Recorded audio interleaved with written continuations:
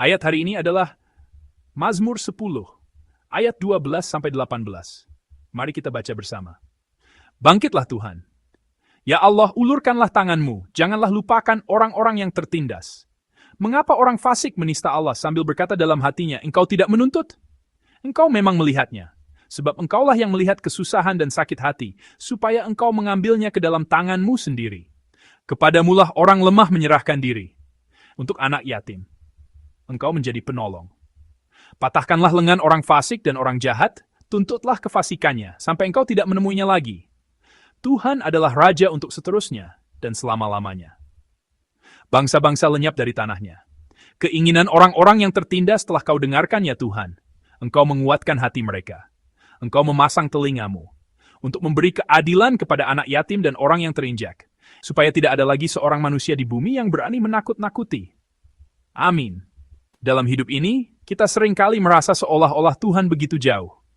Hal ini terjadi karena kita sering menghadapi kenyataan yang sulit dipahami, di mana doa-doa sepertinya tidak terjawab.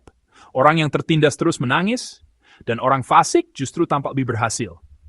Pada saat itulah, seruan seperti ini mungkin meledak dari dalam hati kita. Tuhan, mengapa engkau berdiri jauh-jauh dan menyembunyikan dirimu pada waktu-waktu kesesakan?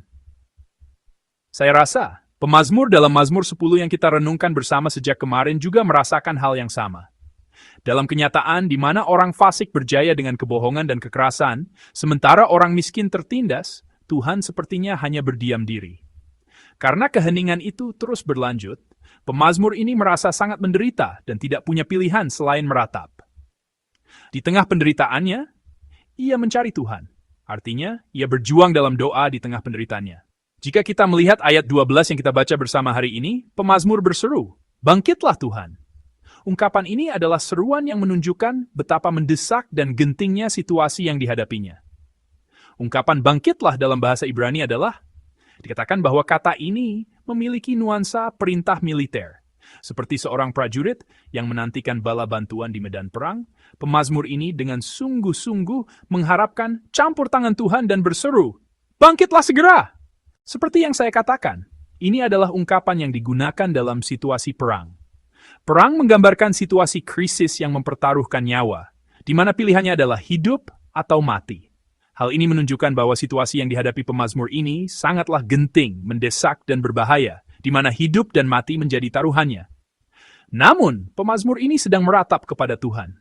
Dengan kata lain, ia sedang berdoa di hadapannya. Di tengah doanya itu, ia menyadari sebuah kebenaran yang sangat penting, yang tertulis dalam ayat 14. Mari kita baca firman ini bersama-sama. Engkau memang melihatnya, sebab engkaulah yang melihat kesusahan dan sakit hati, supaya engkau mengambilnya ke dalam tanganmu sendiri. Kepadamulah orang lemah menyerahkan diri. Untuk anak yatim, engkau menjadi penolong. Amin. Pemazmur ini menyadari bahwa Tuhan tidaklah jauh, tidak tinggal diam, dan tidak meninggalkannya sendirian, melainkan senantiasa mengawasinya di tengah semua kesesakan ini nih. Engkau memang melihatnya. Ada sebuah puisi karya penyair Nateju yang berjudul Doa. Setelah membacanya, saya merenung seperti ini. Bahkan ketika aku tidak bisa mempercayai orang lain, Tuhan, aku percaya kepadamu. Bahkan ketika aku tidak bisa mempercayai diriku sendiri, aku percaya kepadamu. Karena engkau mengenalku lebih baik daripada aku mengenal diriku, dan engkau mengasihiku lebih daripada aku mengasihi diriku sendiri. Demikian pula, Tuhan adalah pribadi yang mempercayai kita, bahkan ketika kita tidak bisa mempercayai diri kita sendiri. Ketika kita terjerumus ke dalam kelemahan, ada kalanya kita menyerah. Aku sudah tidak sanggup lagi. Aku tidak akan bisa bangkit lagi. Ada saat-saat di mana kita sendiri pun menyerah atas diri kita. Namun, Tuhan tidak pernah menyerah atas kita. Dialah yang melihat kita, mengenal kita, dan mengasihi kita lebih dari kita mengasihi diri kita sendiri. Itulah Tuhan kita. Pemazmur menyadari fakta ini di tengah doanya. Bagian pertama dari Mazmur 10 adalah seruan dan ratapan di hadapan Tuhan. Mengapa engkau menyembunyikan dirimu pada waktu-waktu kesakan? Ia terlempar ke dalam kesunyian yang menyesakkan oleh karena keheningan Tuhan. Namun, di tengah doanya, pemazmur ini menyadari apa yang sebenarnya sedang Tuhan lakukan, bahwa Tuhan sedang melihatnya. Di sini, kata melihatnya dalam bahasa Ibrani adalah, dan ini bukan sekadar melihat dengan mata, ini berarti melihat dengan pemahaman yang mendalam di dalam hati. Tuhan bukanlah pribadi yang hanya menonton dari jauh, tetapi Dia berempati dengan air mata kita di dalam hatinya. Itulah makna dari firman, engkau memang melihatnya dalam ayat 14. Adakah penghiburan yang lebih besar bagi mereka yang sedang berjuang selain mengetahui ada hati yang berempati? Jika Tuhan berkata kepada kita di tengah doa, aku tahu hatimu, tidakkah kita akan merasakan kelegaan sejati yang membebaskan kita dari segalanya? Pemazmur menyadari hal ini di tengah doanya. Di tengah saat-saat yang begitu sulit, saat ia bahkan menyerah pada dirinya sendiri, di saat berbahaya yang mengancam nyawanya, di tengah doa yang penuh seruan putus asa di hadapan Tuhan, ia menyadari kebenaran ini. Tuhan telah melihatku. Tuhan mengetahui hatiku, Tuhan mengetahui air mataku, dan Tuhan berempati denganku. Saya berdoa kiranya anugerah yang luar biasa ini menyertai kita semua yang berdoa pada subuh ini. Tuhan melihat dengan hati yang memahami, karena Dia tidak pernah melupakan kita, bahkan untuk sesaat pun. Dalam ayat 12, pemazmur memohon, janganlah lupakan orang-orang yang tertindas. Padahal Tuhan selalu mengingat semua orang yang tertindas. Orang tertindas yang muncul dalam mazmur ratapan ini, sebagian besar merupakan ekspresi metaforis dari diri pemazmur sendiri yang berada dalam penderitaan. Pada masa itu, kaum tertindas adalah orang-orang yang sama sekali tidak memiliki persediaan makanan, tempat berlindung yang aman, atau harapan untuk hari esok. Oleh karena itu, melalui ungkapan ini, digambarkan situasi pemazmur yang dikelilingi musuh dan seolah tidak memiliki jalan keluar. Janganlah lupakan orang-orang yang tertindas. Ini adalah seruan yang berarti, Tuhan, jangan lupakan aku yang kini berada di tengah kesesakan. Akan tetapi, Tuhan kita tidak pernah lupa. Mazmur 10 sering dianggap sebagai satu kesatuan dengan Mazmur 9. Jika kita melihat Mazmur 9 ayat 13, dikatakan bahwa Tuhan tidak melupakan seruan orang-orang yang tertindas dan akan menuntut balas atas darah mereka. Kita sering kali mencari pertolongan lain di tengah kesesakan.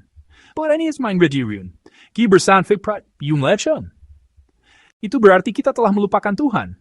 Akan tetapi, Tuhan tidak pernah melupakan kita. Agustinus membuat pengakuan iman seperti ini. Tuhan tidak melupakan kita, bahkan ketika kita melupakannya. Di tengah penderitaan, kita bisa saja mengalami keheningan Tuhan dan menjadi putus asa, berpikir aku telah dilupakan. Namun, keheningan Tuhan bukanlah berarti Dia telah meninggalkan kita. Itu adalah penantian kudus untuk mempersiapkan penyelamatan bagi kita, sebuah waktu hening yang kudus demi keselamatan kita. Saudara-saudari yang terkasih, apakah saat ini Anda merasa jauh dari Tuhan dan sedang melewati sebuah terowongan yang gelap dan panjang? Apakah Anda sedang berada dalam kenyataan pahit yang penuh air mata, di mana tampaknya tidak ada yang peduli saat Anda mengalami ketidakadilan? Akan tetapi, melalui firman hari ini, kita menjadi tahu, Tuhan sedang melihat.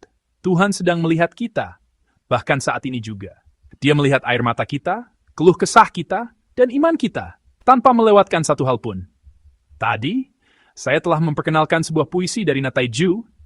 Sekarang saya ingin kita mengingat satu lagi puisi terkenalnya.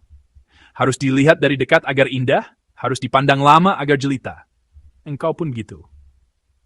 Puisi singkat ini seakan-akan menggambarkan dengan tepat bagaimana Tuhan memandang kita. Seperti yang kita renungkan dari Mazmur 10 hari ini. Dunia mungkin memandang kita dengan acuh tak acuh, seolah kita tidak berarti, seperti bunga liar di padang. Namun, meskipun kita kecil, goyah, dan lemah, di mata Tuhan, kita adalah ciptaan yang sangat berharga dan dikasihi. Tuhan senantiasa memandang kita dengan saksama, untuk waktu yang lama, dan dengan penuh kasih.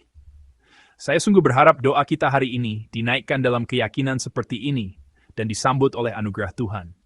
Secara khusus, bagi anak-anak kita yang terkasih yang sedang mengikuti ujian hari ini, saya berdoa dalam nama Tuhan, agar mereka mengingat bahwa Tuhan menyertai mereka, dan agar mereka dapat menjalani ujian ini dengan baik, di tengah kasih, dukungan, dan dorongannya. Pada subuh ini, kita semua datang ke hadapan Tuhan dengan berbagai pokok doa. Kiranya anugerah kudus untuk bertemu secara mendalam dengan Tuhan yang memandang dan tidak pernah melupakan. Ini akan melimpah atas kita semua di tengah doa-doa kita.